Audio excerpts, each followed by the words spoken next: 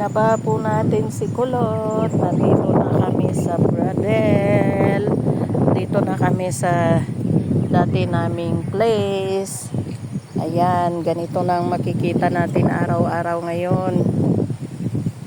Binaba ko siya kasi ilang araw kung hindi na ibaba dahil nga busy tayo, nagligpit doon sa bahay at kumuha ng gamit doon kina nanay. Kaya sabi ko ibaba ko muna, bibili daw ng mga amo ko ng pagkain.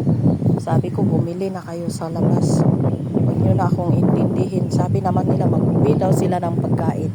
Guys, ito sa amin dito sa binalikan naming bahay, dati naming bahay ay marami silang tanim na palaspas. Yan o, palaspas.